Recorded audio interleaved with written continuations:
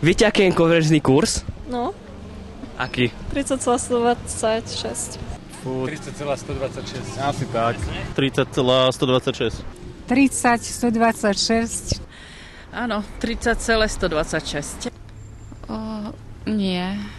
Nechcem trepnúť. 30. Ja neviem presne. 31 126. 30,126? Áno. Neviem. 30,126. 30,126. 30,126. Ma to nezajímá. Viem, že 128, 126. Prosím vás, viete, aký je konverzný kurz? Jo, mňa to nezaujíma. No, to je taký kurz. Ale aký? No, taký zaujímavý. No tak ten je dobrý. Taký, že to sa akože rozprávajú takí ľudia medzi sebou, hej?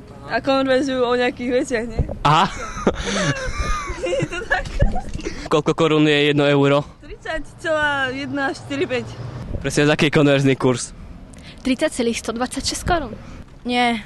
A koľko je...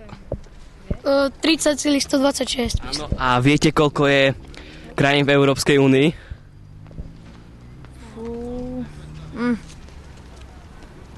No, nespomínam si, neviem.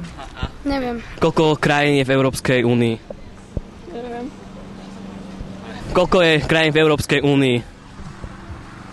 No? Neviem. No? Neviem. Koľko?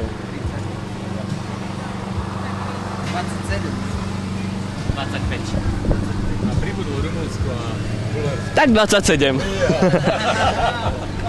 No to netuším. 27. Ďakujem. No, to neviem presne. Koľko je? 41? Koľko je v Európskej únii krajín? 27. Presne, kde sme 41 nabrali. Nie. Tak to vám nepoviem.